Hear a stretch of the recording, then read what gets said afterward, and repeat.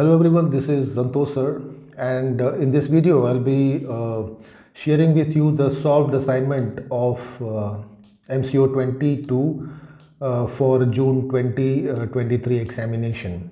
Now, this particular chapter, quantitative analysis and managerial application, it is not an easy chapter. I have found a lot of students having problems in this chapter.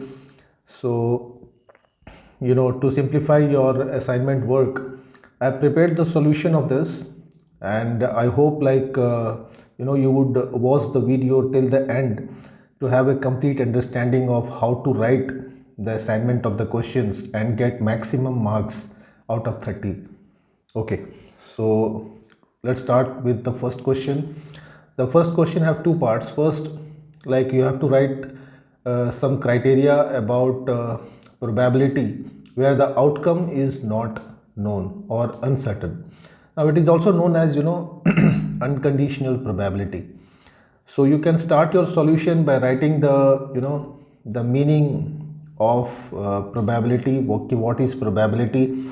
जैसा कि मैंने यहाँ पे लिखा हुआ है, probability means the chance of occurrence of an event or happening, and basically probability may basically be used these four concepts: experiment, sample, space and event. So these three things we use, and you can highlight in your answer about this. And then again you can also write about, like, there are basically two types of this thing: probability, conditional and marginal or joint probability. And here you have to write about the conditional probability, okay, because here probability follows certain condition.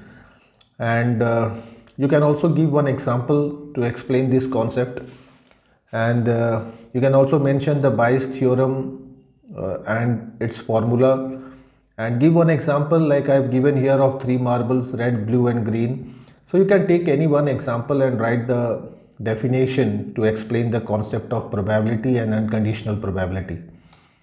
Then you can also mention about the basic properties of probability, and like I have written here, the probability of an event is defined as probability of E, that is number of favorable outcome by the total number of outcomes. So this is the base formula which I have also discussed in my previous videos. And the probability of a sure event or certain event is always 1, and impossible event, the probability is 0. So like this you can write down the answer of this question. Okay friends, let's move on to the second part. You have to write the purpose and methods of classification, and to start with the answer you can write the meaning of classification first. Classification is a process of arranging the data according to the points of similarities and dissimilarities. Now this is one of the simplest definition. You can write more lines on this, because the more you expand, the more you get. And then come to purpose.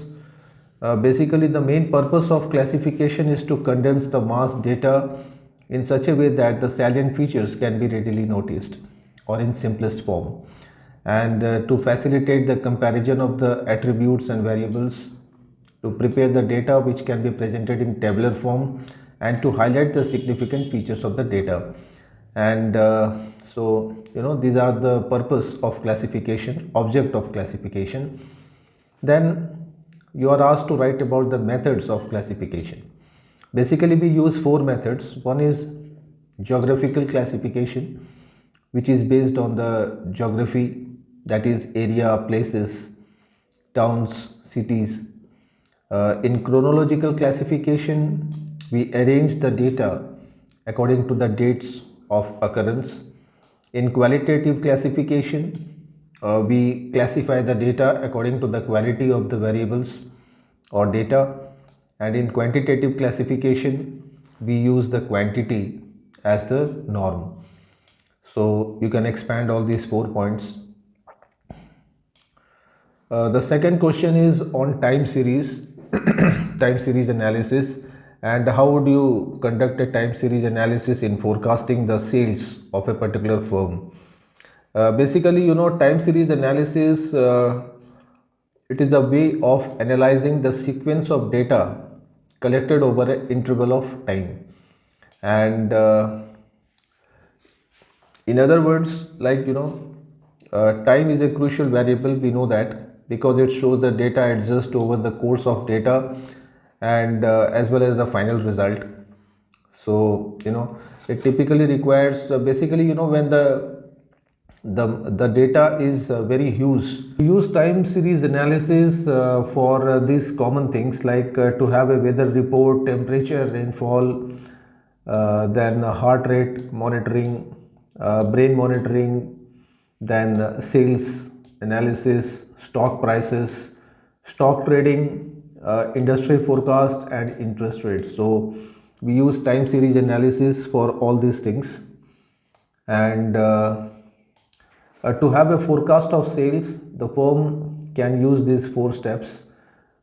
First, it will classify the data, then curve fitting, that means it will plot the data on a graph, and then describe the trend cycle of the data, and then we have an explanation of the analysis. So like this you can expand. You can also draw flow charts for this. The second part of this question is, what is the utility of CLT theorem? That is central limit theorem, and basically it defines all the samples of population in the same as the means of population if the sample size is sufficiently large enough with a finite variation. Now to understand this, we can take one example here, which is written here. Like for example, we have 10 teams in a school, and each team have 100 students. Now if you want to measure the height, the average height of the student, then the simplest way is to add up all the heights of the student and divide it by the number of students. So this is how we get the average, the mean. And if we are using this central limit theorem, then what we will do, the first condition is the sample size should be large enough. There should be a lot of students, so that we can randomly select some students, add up their heights and divide it with the number. So this is how this CLT theorem is important. You can also draw this flow chart for CLT, which is a normal distribution. And let's try to understand the practical applications of CLT. Sorry, one of the most important application is election polls, which is very common in India. And for exit polls and all that, we use CLT theorem. And to measure the average income of the family, and we use this where the sample size is large enough. The key components of CLT theorem is it should be, the samples should be successive, the sample should be collected randomly, and the samples should be independent of one another, and samples should be limited. So like this you can write. Question number 3 is on comment. Okay, the first one is measuring variabilities of great importance in statistics. How? Now we know that variation generally, when there are 2 periods and we measure the variation of any particular things. So we use this variability theorem in that regard, and you are asked to write about its importance. So this is how I have written here, like measuring variation. It helps to find the reliability of an average by pointing out how far an average is representative of the entire data. To determine the nature and cause of variation, it helps in comparison of 2 or more distribution, and measuring variabilities of great importance in the statistical analysis for all these things. Let's move on to the second part of this comment section. Opinion polls are very common method of gaining knowledge about consumer taste. How? Opinion polls are very common method, because it records all the taste preferences, popularity and reactions of the customers. And in any opinion poll, 2 things are primary The first one is, this is the first one, the information that is sought, and secondly the target population from where the information has to be gathered. So opinion polls may be conducted through personal interviews, circulation of questionnaires, meeting in groups, that is, face-to-face conversation, or through conferences, seminars, so like that. So this is how you can expand your answer in this. Okay, let's move on to the third part. Probability theory provides us with the ways and means to attain formal and precise expression of uncertainties involved in different situations. So how is that possible? How probability provides us the ways and means? And you can start your answer like, uncertainty is a part of human life. Whether stock market, product quality, etc., there are a lot of things which are not certain. So decision making regarding these areas is very, very complex one. So so we have to intuitively we see that if there is a high chance of large quantity of any particular data, then we can opt for this. The next one is, the primary purpose of correlation is to establish the association between two random variables. I have explained this topic many times, correlation, and the basic purpose of correlation is to establish an association between any two random variables. The presence of association does not imply causation, but existence of causation certainly implies association. So like this. Now, for example, there is a reason to believe that higher income causes higher expenditure on superior quality of goods. So, this is the relation that we generally express. And correlation is also used in factor analysis, where attempts are made to resolve a large set of measured variables in terms of relativity, which are known as factors. And so this is how we can write about correlations, give examples, and like that.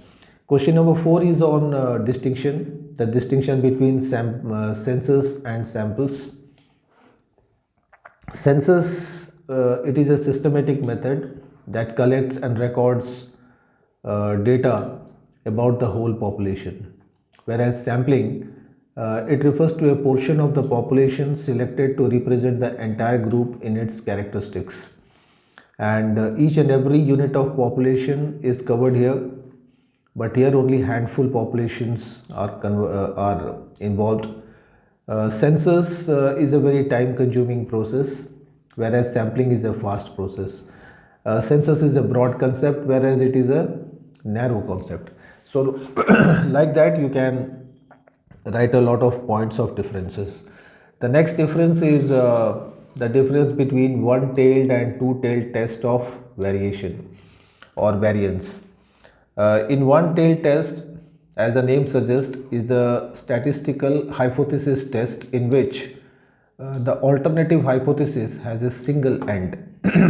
And in two-tailed test, it has dual ends, two ends.